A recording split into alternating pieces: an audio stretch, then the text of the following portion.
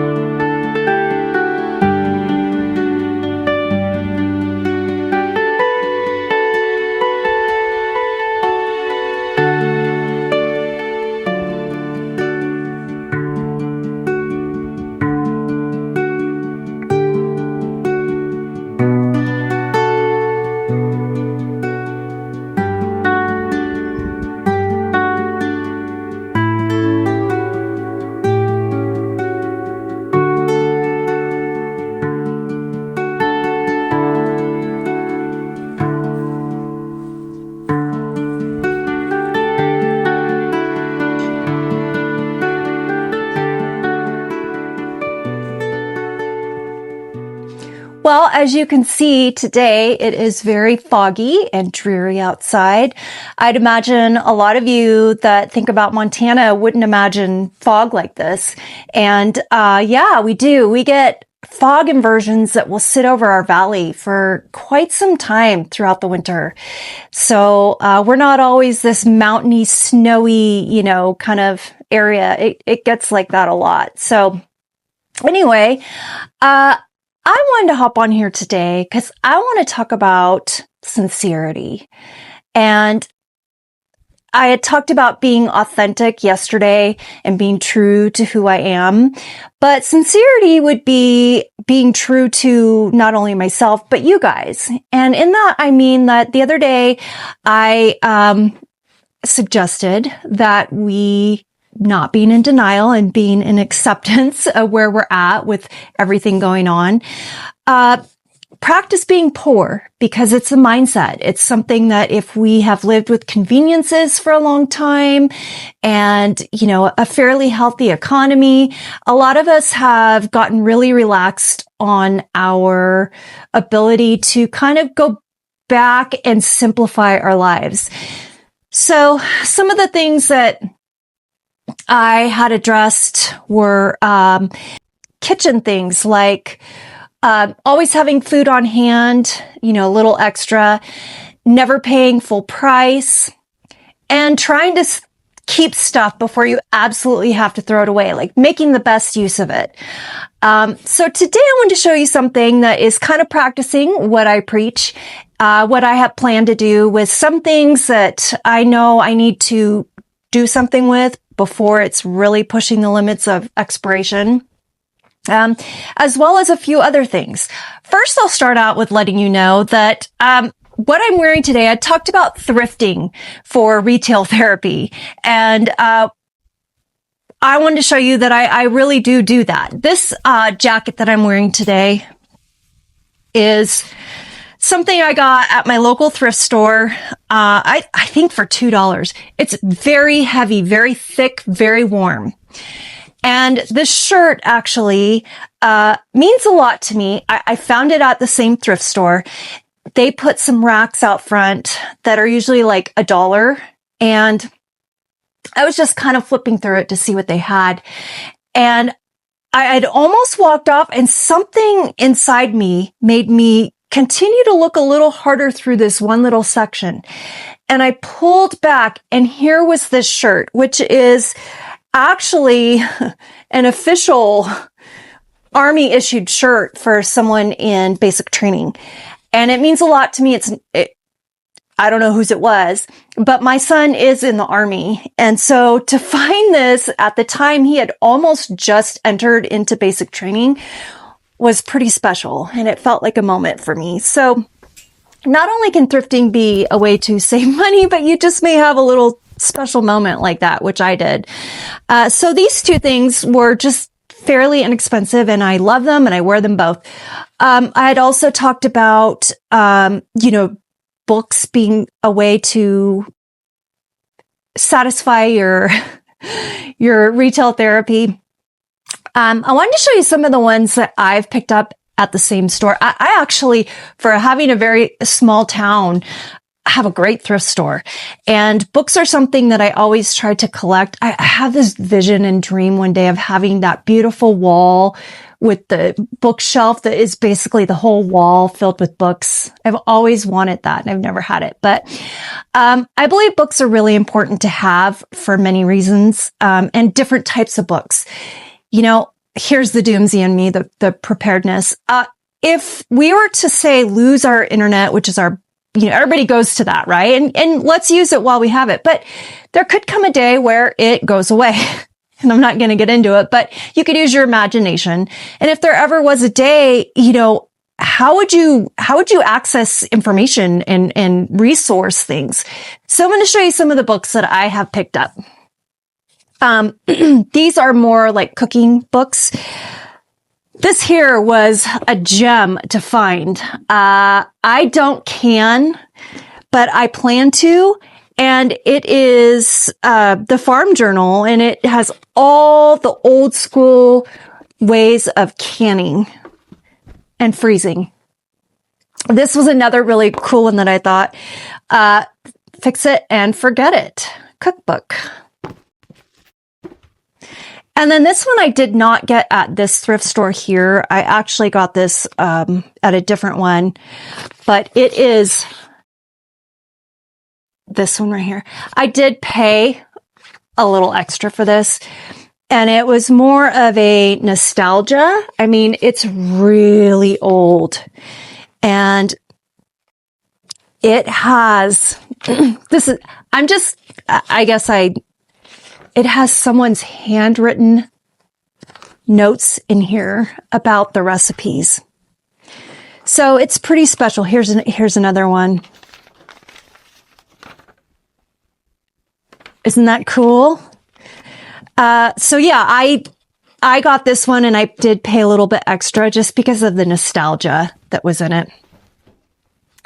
The other kind of category of books is health, you guys. If, there was some sort of major catastrophe, and I'm not trying to be doomsday. I'm actually really trying to be positive for you guys. So I hope you're feeling that in what I'm saying. But we've got to have some things to reference on hand if there was some sort of disaster where, let's maybe say like 9/11.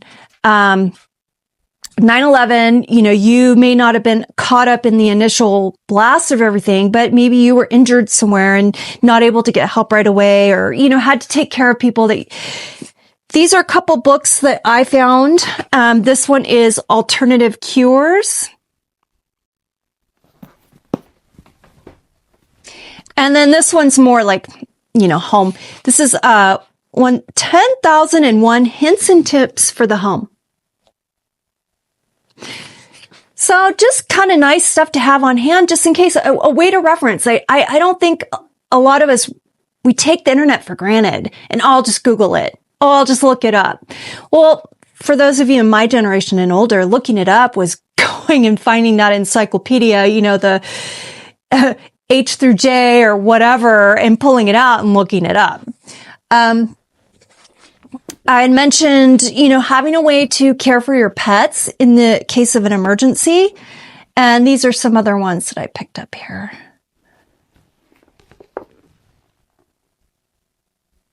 And these are older, and they may be out of date, but for $1 and to have a reference and to be able to pull this out in the event of an emergency, I think I'd feel a lot more comfortable looking at an old book than nothing at all.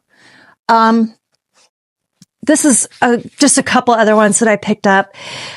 I also feel it's really important to, I've been saying, educate yourself about our government and what's going on, because I believe that we are witnessing a lot of things we have probably never really faced in our government right now. And I believe the more we're empowered and we have knowledge of that and what's right and what's wrong, we can stick together as a collective to overcome all that. So this is one book that I got, which is Basic American Government. And this one I thought I haven't read through this, but the FDR memoirs. History is really important, you guys. I'm sure we all understand that and know that, but history also can be erased and rewritten under the wrong, control of our government. So let's have resources on hand to be able to reference and take a look at, what's right, what's wrong. I'd also talked about never pay full price or look for stuff that is free. And this was a book that I got from my Amish store down the road.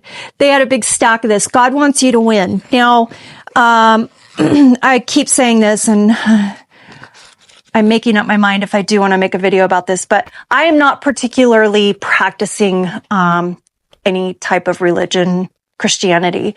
But number one, it was free. Number two, you may be in a situation where you find yourself together with family and, you have members of that family that are of a Christian faith or a religion and may find comfort. Maybe they wouldn't agree 100% with what the Amish are saying about God, but may find comfort in being able to have something they can reference and be able to read. So the other kitchen thing I had mentioned in a video was this guy here. I was so excited to find this. This is a grain grinder, okay? And I think you can do, if you get different settings here, I believe you can get, you can do meat and different stuff like that. This was $4. So pretty cool. Today what I'm going to do is I'm not going to get into showing you. I'm just showing you examples of what I'm doing.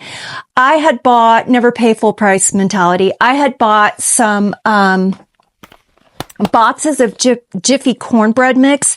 Now I know it's not, the healthiest thing for you. I had mentioned, don't put crap in your body, but this is something you can buy. It's really easy to make. And in the event where there was some sort of emergency where we weren't able to go and just buy our food at the store and slip our card into the machine and all that good stuff. This is fairly easy to make and you can kind of alter it. So I had 3 of these boxes that were, May 2025. Now, some of you may be like, oh my, I would have thrown that out a long time ago. That's fine. You do you. I'm not scared of something that's expired by that little bit amount. So, and it's been stored properly. So today what I'm going to do, I have 3 of them. I have mixed 2 boxes before to make, to put in a dish here. Let me see if I can, one of these guys here. So if you mix 2 of the batters together, what I like to do is make it just a little more yummy. So I'm going to be mixing in a can of corn with that, drained of course, and some jalapeno peppers. So what I'll do is I'll bake that. And then when I bring it out and cool it, I will cut it into squares and then I will freeze it. So that way, if something happens, goes wrong, you can pull the pieces out and heat them up or defrost them one at a time and have, bread available just on hand. I may or may not do this. Depending on how, ambitious I am today. So that will be 2. The third box, what I might do is make some muffins with them. So same concept. And I may add, actually, I won't be able to do that if I do muffins. I may add a little bit of this in here, which are chipotle peppers. These are very, very, very potent. To make one box with these, I would probably only use like a little tiny bit of the chipotle. It's very smoky, but good. So that's what I plan on doing today so that those don't go to waste. And the other reason is I've got some leftovers of these. Now, these are the last of the eggs that my chickens, as well as this little lady over here. She's been, last week she laid, no, actually, a few days ago, she still laid an egg. And this is what they look like. They're just, they actually got a lot smaller, almost the same size as a chicken egg here, you could see. But typically her eggs are a lot bigger than a chicken egg. And you can tell because they have those brown spots on them. And what's cool about these is, when I did let her hatch eggs, these brown spots change as she sits on them. It's kind of a neat thing to watch, but, she should be done or drastically slowing down, but I want to get those used. So I'll use them with the cornbread mix and it's perfect. So nothing goes to waste. The other thing I wanted to show you guys is I had mentioned the other day or did a whole video on how to store what was I doing? Beans and split pea long term. And that was by putting it in the Mylar bag with the oxygen absorber and sealing the top and then putting it in a plastic bucket. Now, a lot of times, what you'll find when you do that is you open up, even if it's a moderate size bag, say of beans, you're going to find that you have a lot of extra beans and you don't really want to have a bunch of these just laying around. So I wanted to show you guys what I do to keep my food fresh that I've opened from the Mylar bag. Again, not paying full price mentality. I'm very cheap. So this was a bag of the Bob's Red Mill polenta that I opened. And as you'll see, what I do is I keep them in these jars. Now, these jars are actually from my Amish store, and what they will do is they save all of their own canned stuff that they sell there, which is amazing. A lot of times they'll use it for their deli stuff, and then they sell these jars in a case. So sometimes you can get a full case of just this size, or sometimes you'll get this size here. And a case of this is for this size is $4.99, and then a case for this size is $3.99. So I have collected quite a few of these boxes. They're nice just to have on hand as extra. And what I'll do is pull them out and I put my my stuff that I open in here, so it just helps preserve it that much longer. So here I've got some yellow corn polenta. I've got some potato flakes. This is quinoa. And then I have also purchased, oh, look at, I've got chia seeds here. Pearled barley. I get a lot of like pearled barley and the rye berries, that kind of stuff. They sell them at the Amish store. So that's how and you know, if you don't have, most people don't have an Amish store, save your jars that you get when you open up, you know, jelly or anything like that. I know that they can seem like kind of in the way, or, you know, we don't recycle glass in Montana, but I know a lot of you probably feel like you should throw it out and recycle. But if you have the room or it works for you, save your jars and, you know, rinse them really well. What was I going to show you guys here? Oh, this one's almost gone, but this is my oatmeal. So I have now this was a full price purchase at the Amish store. I believe 4 or 6 of these were, I think, $20. It was an investment. And then if you remember, if you really paid attention on the video with the Mylar bags, I had mentioned writing down the instructions for, say, like the beans, how to soak them overnight and prepare them. I'm going to start doing this myself because I actually have saved the bags because I haven't done it yet. But an idea that you could do is to start you know, the little recipe index cards. Either start something like that where you just every time you open up something, say like black beans or rice, write down off the Mylar bag onto the card how to prepare it. And then that way you just have an extra little reference catalog of how to prepare all the stuff, and you can throw out the bags and not worry about it. So that's it for today, guys. I hope you got something out of this. And I just want to say that, I know a lot of this all feels overwhelming if you haven't done anything like this. But from my personal experience, again, I started about 2 years ago, just realizing that if everything went poof like that, I felt I was going to be in a situation where I was not set up for success. So what I would encourage you to do is just take one little step at a time.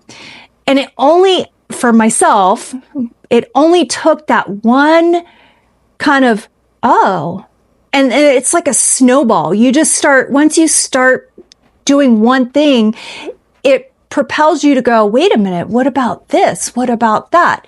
And like I said, every day is a special amount of time to be able to do that and be ready. And get your home set up. It's a really good feeling. And if we start going through, well, we're already in it, but my cats are being so bad right now, and I'm really trying to keep this together. As times get harder, which I do believe they will, I guess we just printed another $130 billion to flood into banks to keep them liquid. So keep some cash on hand, guys. Have $100 put aside, small bills, ones, fives, tens, because if that's all we can use to be able to do this kind of stuff, you want to be prepared for that. But what I was saying is, as far as having things put away and being ready, it really does create a sense of calm. And I've mentioned before, there are certain things that are out of my control, and I don't have the finances to be that prepared. But I know what I have and I know what I can do. And so if a time came where I had to start thinking about everything that I've done and put in place to be ready for that, it's also given me a time gap for up here to go, okay, I know the things that I've put in place and what I don't have. And it's a whole different ball game to be in that place rather than, snap. I am not prepared at all. And what am I going to do? And if you're in a city, your neighbors most likely haven't either. And what do they say? Where you're 9 meals away from chaos or something like that. So, be fair to yourself, be fair to your family, and put yourself in a position where you have some time to get ready for anything as much as you can. And it starts with being mentally prepared up here. This is why I don't do videos in my house. This is why you'll see me in my car a lot. But hopefully someday I plan to have a little studio where I can actually have a door to shut and close away from the world and talk to you guys. But until then, for now, that is all I have for you guys today. And I hope you're all doing really well, and take care.